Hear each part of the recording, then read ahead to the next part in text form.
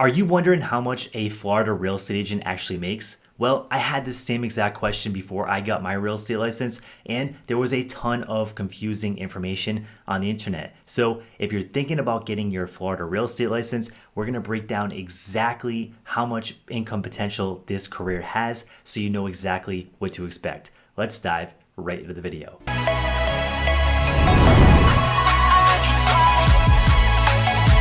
My name is Chris with the Empire Real Estate YouTube channel. On this channel, we talk about building your real estate empire. Before I get started with the video, I do want to offer you our free how to get started and get your real estate license career guide. Everything in this video, plus a lot more, is inside that guide. So feel free to check that out down in the description below. So getting your Florida real estate license comes with many pros and cons. And one of the biggest questions that I found myself asking before I got into this career was, how much can real estate agents actually make? Well, there's so much confusing information on the internet. And that's because there's a lot of different variables that go into how much agents are actually making in the state of Florida. So in this video, I hope to break down all those different factors so you have a good idea of how much you would actually make if you got your real estate license. Now, the reason this data seems so confusing is because real estate agents own their own business. They're self-employed, and a lot of their income really depends on their skill level,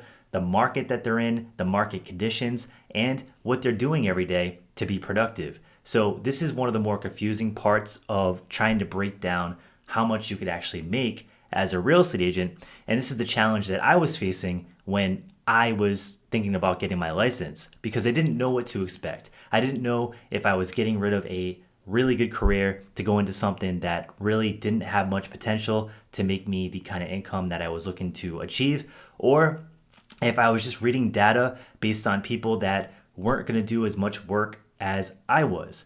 So I really was looking for a video like this to break down all the different factors that go into real estate income so I knew what to expect and if this was a good fit for me or maybe it wasn't. So I'm going to break down a lot of different things. I'm going to break down the stats, the real data coming out of the state of Florida to tell you, roughly what agents are making.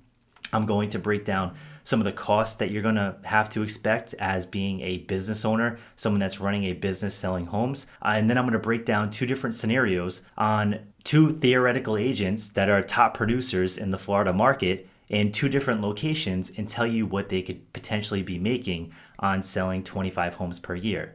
So this video is going to be packed with a lot of data, a lot of information, and hopefully at the end of it, you get a lot more clarity if this is good for you or maybe it's not. First things first, I want to go over how agents get compensated. So you might already know that agents get compensated based on the sales price and the commission that they negotiate. Now, in general, it's between 2 and 6%. Now, this ranges. Every agent is going to be able to negotiate their own commission in a different way, and that's something that they do with the seller or the buyer in their state. Now, one important thing to note is that most agents don't keep 100% of the commission. In most cases, they're going to get a split of that commission if they're representing the buyer, or if they're representing the seller and another agent brings a buyer, part of that commission is going to go to that agent. So just keep note of that. You're probably not going to get the full commission that you negotiate, but you're probably going to get about half. From there, you're going to have some different expenses that you're going to have to take care of. The first one is your split to your brokerage. Now, brokerage splits can range anywhere from 50%, 40%, all the way up to 90-10 or 95-5. Some brokerages even offer 100% commission, and they just take a flat fee out of your commission check, and that goes to them. For example, a flat-free brokerage might only take $700 out of your commission, no matter how much your commission is. So you can sell a $1 million home, make $30,000, and you just cut $700 to them.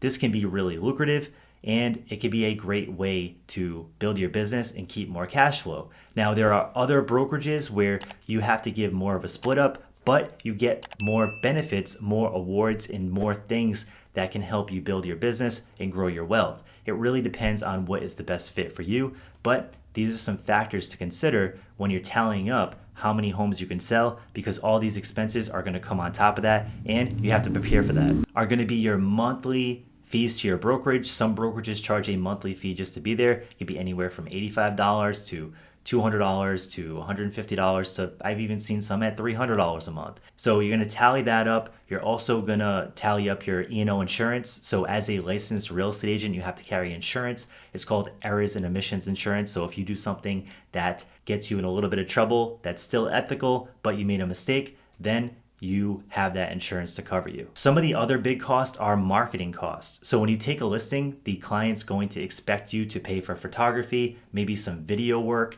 and really put their listing on the market the right way, especially if you're dealing with higher end luxury listings. Another fee can be lead costs. So to get clients, you're probably going to be spending money on leads every month. So Google ads, Facebook ads, all this stuff adds up. I know many real estate agents that are established that spend $2,000, $3,000 a month on these expenses. So this adds up quick. This can be an extra $30,000 or $40,000 a year coming out of your net income that you're getting from selling homes. So you got to keep this in mind. Now, I don't say this to scare you away. I say this to be real about the industry. I've been in this for 8 years and I know what my expenses look like, and they're quite high.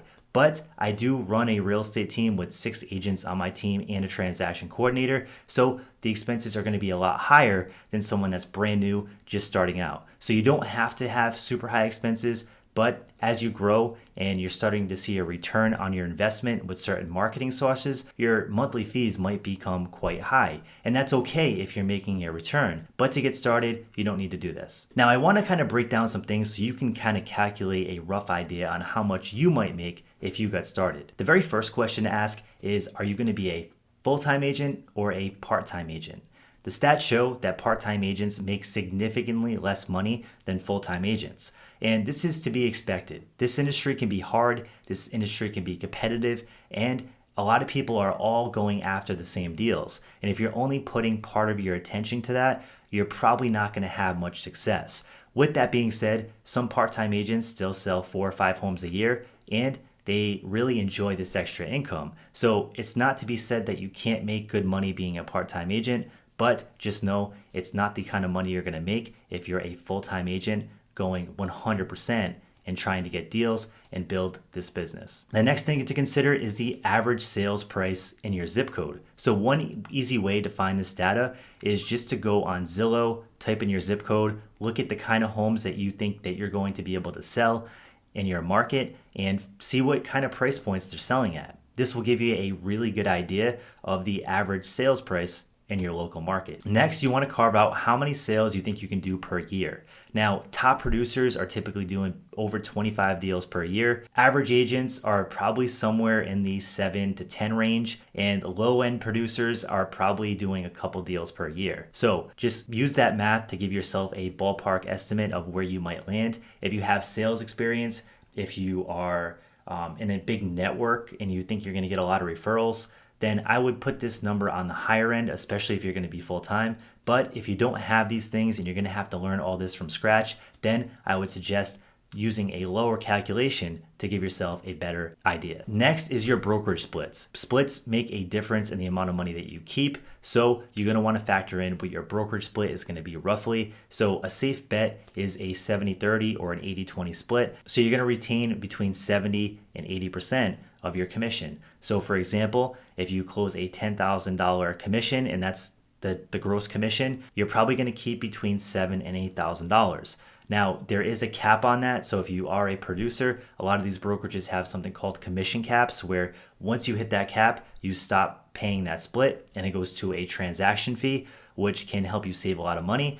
But just to keep things simple, I would use between 70 and 80% of your gross commission amount. Next, I want to talk about top producers and how top producers make all the money. The stats show that there are only about 2 real estate deals for every real estate agent in the market this year. So that means that a lot of the agents that are out in the market really are not doing well. But there are top producers, and in real estate, the top 20% do 80% of the deals. And this has been true since I started. There are some real big top producers out there that are doing really well. They're making a lot of commission. They're in some cases buying a lot of investment property, and these agents are winning at a high level.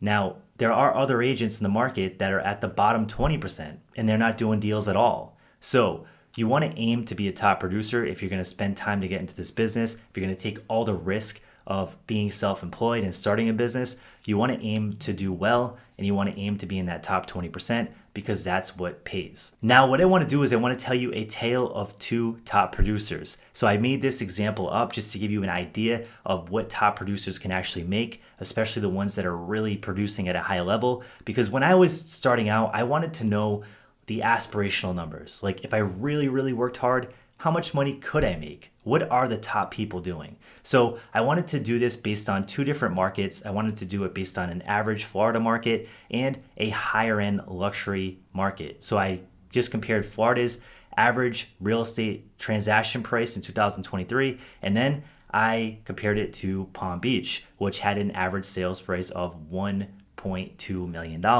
So you're gonna see a breakdown based on two different agents that are producing 25 deals per year. Now, these are gross numbers. You have to keep in mind these agents would have expenses. They'd have monthly expenses. They'd have brokerage fees. They'd have splits. So these are gross numbers. But you're going to notice that these numbers can be really awesome if you put the work in and really focus on becoming successful. So Bob is in General Florida. So his average real estate commission is about $377,000. So based on that, I'm using a lower end commission amount, and his commission is going to be around $7,500. So it comes out to $7,540. Now, Sally is selling homes over in Palm Beach. The average sales price is $1.24 million, and the average commission amount is over $24,000. It's $24,800 to be exact. So every sale Sally does, she's getting a lot more commission. Now, each agent is going to go out there, they're going to work hard, and they're going to sell 25 homes. Now, you might be wondering, what are they going to end up grossing in commission? So Bob is going to gross $186,250, and Sally is going to gross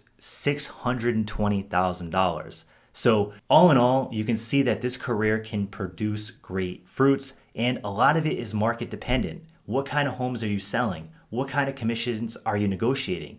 It's all up to you. And that's the best part about being a real estate agent, is you can go out there and create your own destiny.